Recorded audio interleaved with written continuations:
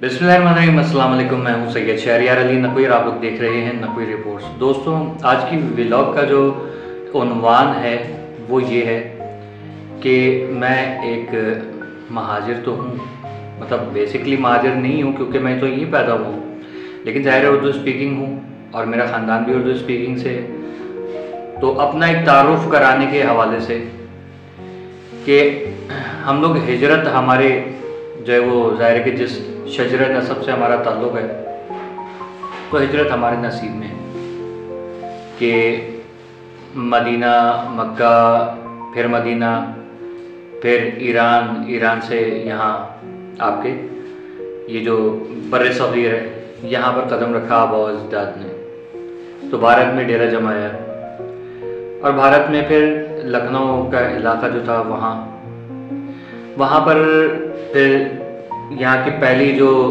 इमाम बारगाह थी वो हमारे पुरखों ने बनाई थी, जो गुफराम आपके नाम से मशहूर है। तो उस ख़ानदान से हमारा ताल्लुक़ है। और अगर जैसे मैंने कहा तारुफ़ कराया मक्का मदीना, तो आका सल्लल्लाहु अलैहि वसल्लम से और बीबी फ़ातिमा मौला अली से होते हुए और 10वें इमाम हज़रत इमाम नकी अलैहिस्सलातु वस्सलाम के बाद उनकी नस्ल से मतलब हम लोग चलते हुए आ रहे हैं।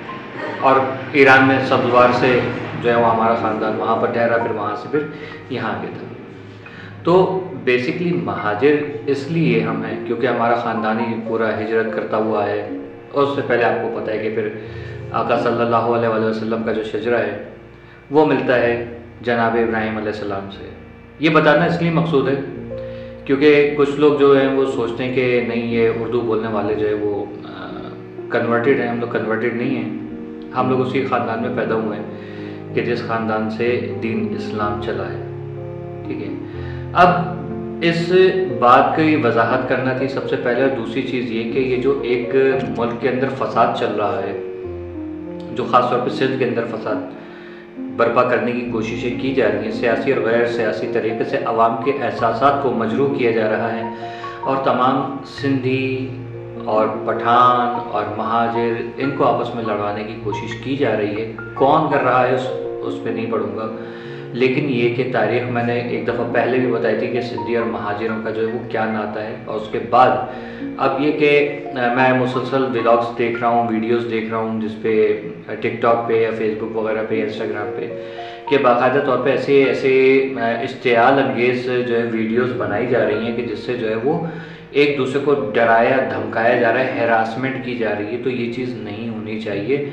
मेरा इस वक्त वीडियो करने का मकसद ये है कि देखें, सियासी जो भी फैसले होंगे वो मुल्क के जो सदर और वज़ीर आज़म और हमारी जो इस्टेब्लिशमेंट है उसने लेना है। हम लोगों ने फिर भी यहाँ साथ रहना है। अगर वो कहेंगे कि सूबा बन जाएगा कराची और महरान और फिर सिंध बन जाएगा तो वो एक अलग मैटर है, लेकिन उसकी आड़ में ये जो फसाद कराया जा रहा है, 3 मोतबर कौमें जिनकी तारीख़ जो है वो सब जानते हैं कि अगर पख्तूनों की आप तारीख़ देखें तो वो भी एक बहुत बड़ा कबीला, उसने हिंदुस्तान में भी हुकूमत की, ये सब लोगों को पता है। मुग़लों के दौर में मुग़ल पठान जो थे वो, और उससे भी पहले बहुत सारे उनके वाक़यात हैं जिसका जिक्र करना जो है यहाँ पर मेरे ख्याल में ये कि अगर करने लगूँ तो बहुत लंबी एक वीडियो बन जाएगी। फिर ऐसे ही सिंधियों का भी है।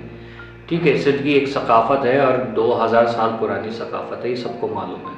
ठीक, अब उसके बाद आते हैं महाजिर यानी हिजरत करके आने वाले। जब 2 मुल्कों का पार्टीशन होता है, एक मुल्क जो है वो 2 मुल्कों में तकसीम होता है तो जिसकी मर्ज़ी जहाँ पर जाए वो जा सकता है, जहाँ चाहे जा सकता है। तो हम लोगों ने ये पाकिस्तान का एरिया चुना था और पाकिस्तान में हमें कहीं जगह नहीं मिली।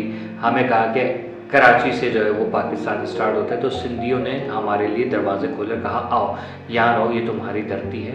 ये एहसान जो है वो हम लोगों को मानना चाहिए। साथ में सबसे अहम चीज़ ये कि खाली ऐसे ही नहीं आ गए थे। मैं एक हमारे जो शिया आलिम हैं उनकी एक बकवास देख रहा था, सॉरी टू से, कि वो बिल्कुल एक गलत तारीफ जो है वो पाकिस्तान की सुना रहे थे। और एक आलिम का मतलब होता है इल्म वाला, लेकिन किसी ख़ास प्रोपेगेंडे के तहत वो जो उनकी तकारीर आ रही हैं तो बिल्कुल जो तारीख से उलट है वो उन्होंने बताना शुरू की, जिस पे मैंने सोचा कि यार मैं इसको जवाब दूँ नाम लेके कि नहीं दूँ, लेकिन ये कि चलें रिलीजियस उस पर चला जाएगा।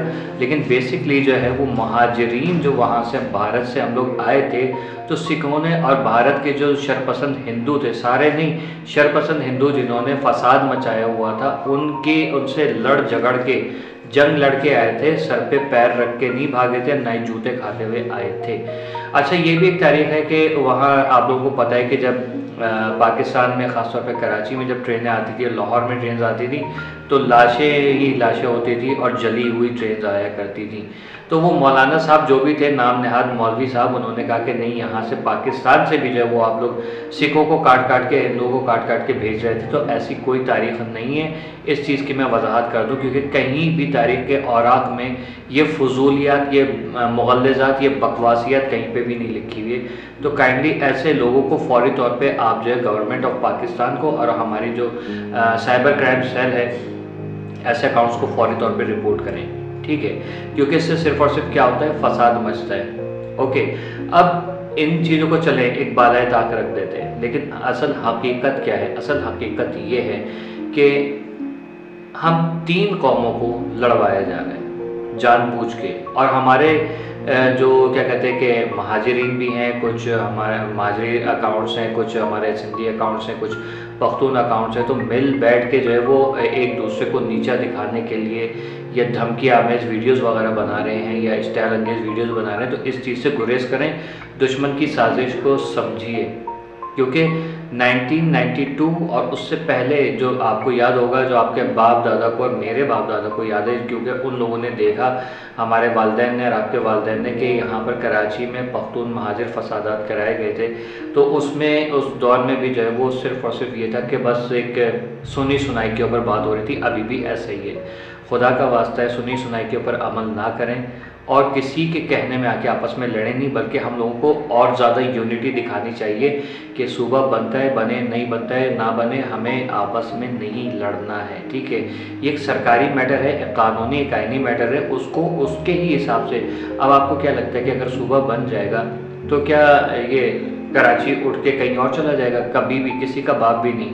ये सिर्फ़ और सिर्फ खदमात जो है उनका डिवीज़न है, ठीक है, इख्तियारात का डिवीज़न है। सिंध के टुकड़े किसी का बाप नहीं कर सकता, क्योंकि सिंध जो है ये आपको मैं 1000 मरतबा बता चुका हूँ, ये बाबुल इस्लाम कह लीजिए, क्योंकि इस्लाम इस खत्ते में इसी जगह से जो है वो आया था, ठीक है ना, यहीं से आया था, सिंध से पूरे इस खत्ते में फैला था, सही। तो इसलिए, और औलिया कराम की यहाँ पर है, मुक़द्दस जो हमारे शायर हैं, उनकी अदीबों की सरज़मीन है, पढ़े लिखे और क्या कहते हैं कि आपको सिंधियों के बारे में मैं क्या बताऊँ, लोगों सब जानते हैं। तो ऐसे मेहमान नवाज लोगों की ये सरज़मीन है, और इससे आपस में लड़ना जो है ना, ये एक बहुत बड़ा फितना होगा और बहुत बड़ी गद्दारी होगी।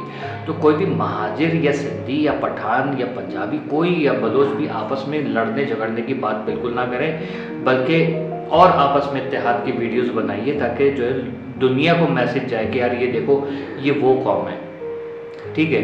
क्योंकि कल आपको पता है कि ग़ज़वा हिंद होना है, आपको और मुझे एक साथ खड़ा होना है। तो क्या कल हम लोग ये एक दूसरे को कह के मारेंगे कि चलो यार जंग हो रही है, कोई मसला नहीं, मार दो इसको, तो वो लगा देंगे कि भारतीय फ़ौजियों ने आके मार दिया या अफ़गानियों ने आके मार दिया? क्यों? हम एक दूसरे की इज़्ज़त आबरू के रखवाले हैं, हमें आपस में लड़ना नहीं है, ये बात याद रखें। ये व्लॉग बनाने का मकसद बेसिकली यही है। हमारा किसी भी रंग से, नस्ल से, मज़हब से, फ़िरक़े से ताल्लुक़ हो, हम लोगों को आपस में एक रहना है, क्योंकि इस सरज़मीन की असमत को, इसकी इज़्ज़त को हमने पामाल होने नहीं देना, बल्कि इसके इज़्ज़त और वक़ार में और इसकी खुशहाली में और ज़्यादा किरदार अदा करना है। क्योंकि हमारे सियासतदान तो अपनी चवलियों में लगे हुए हैं, हमें इनसे ना कोई फैज़ हासिल था, ना है, ना कभी होगा, ये बात याद रखिएगा।